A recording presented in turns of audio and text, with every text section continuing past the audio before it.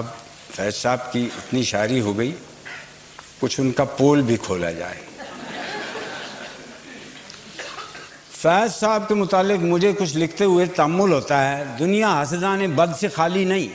اگر کسی نے کہہ دیا کہ ہم نے تو اس شخص کو کبھی فیض صاحب کے پاس اٹھتے بیٹھتے نہیں دیکھا، تو کون ان کا قلم پکڑ سکتا ہے؟ احباب پرزور اصرار نہ کرتے تو یہ بندہ اپنے گوشہ گمنامی میں مست رہتا۔ پھر بعض باتیں ایسی ہیں کہ لکھتے ہوئے خیال ہوتا ہے کہ آیا یہ لکھنے کی ہیں بھی یا نہیں۔ مثلا یہی کہ فیض صاحب جس زمانے میں پاکستان ٹائمز کے ایڈیٹر تھے، کوئی اداریہ اس وقت تک پریس میں نہ دیتے تھے جب تک مجھے دکھا نہ لیتے تھے۔ کئی بار عرض کیا کہ ماشاءاللہ آپ خود اچھی انگریزی لکھنے لگے ہیں، لیکن وہ نہ مانتے، اور اگر میں کوئی لفظ یا فقرہ بدل دیتا تو وہ ایسے ممنون ہوتے کہ خود مجھے شرمندگی ہونے لگتی۔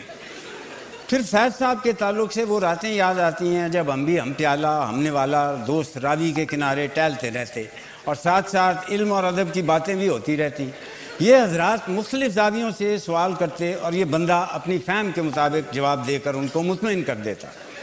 اور یہ بات تو نسبتاً حال کی ہے کہ ایک روز فیض صاحب نے صبح مجھے آن پکڑا اور کہا، ایک کام سے آیا ہوں، ایک تو یہ جاننا چاہتا ہوں کہ یورپ میں آج کل آرٹ کے کیا رجحانات ہیں اور آرٹ پیپر کیا چیز ہوتی ہے، دوسرے میں واٹر کلر اور آئل پینٹنگ کا فرق معلوم کرنا چاہتا ہوں، اور ٹھمری دادرہ کا فرق بھی چند لفظوں میں بیان کر دیں تو اچھا ہے۔ میں نے چائے پیتے پیتے سب کچھ عرض کر دیا۔ اٹھتے اٹھتے پوچھنے لگے، ایک اور سوال ہے، غالب کس زمانے کا شاعر تھا اور کس زبان میں لکھتا تھا؟ وہ بھی میں نے بتا دیا۔ اس کے کئی ماہ تک ملاقات نہ ہوئی۔ ہاں، اخبار میں پڑھا کہ لاہور میں آرٹ کونسل کے ڈائریکٹر ہو گئے ہیں۔ غالباً اس نوکری کے انٹرویو میں اس قسم کے سوال پوچھے جاتے ہوں گے۔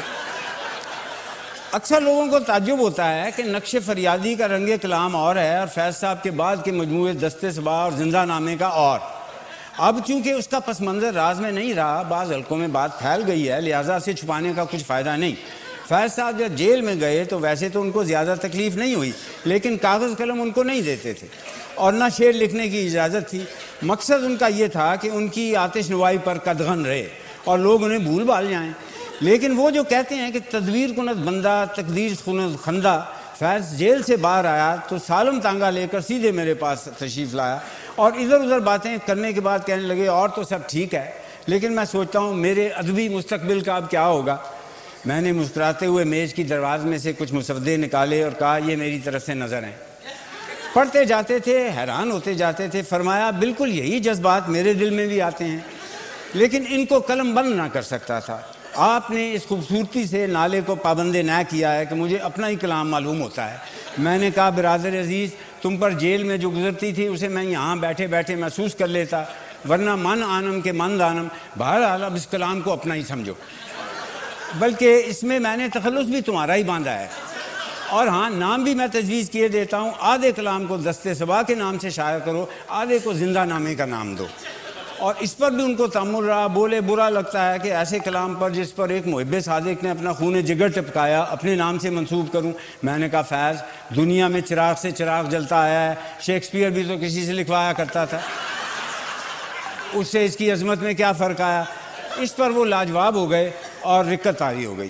فیض صاحب میں ایک اور بات میں نے دیکھی، بڑے ظرف کے آدمی ہیں۔ ایک طرف تو انہوں نے آج تک کبھی یہ راز افشا نہ کیا کہ یہ مجموعے ان کی نتیجہ فکر کا نتیجہ نہیں ہے، دوسری طرف جب لینن انعام لے کر آئے تو تمغہ اور آدھے روبل میرے سامنے ڈھیر کر دیے کہ اس کے اصلی حقدار آپ ہیں۔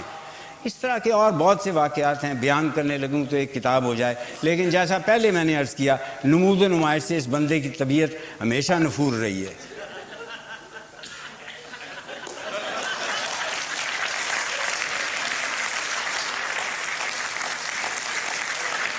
یہ مضمون ابن انشا کا، اور ابن انشا نے مجھے بتایا تھا کہ ان کے ایک دوست تھے جو غفران چیچا وطنی کے نام سے ذمہ دار اخبار میں مضامین اس طرح کے لکھا کرتے تھے، لہٰذا انہوں نے اسی طریقے سے یہ لکھا، اور میں سوچا کہ چیچا وطنی لہجہ بہتر رہے گا۔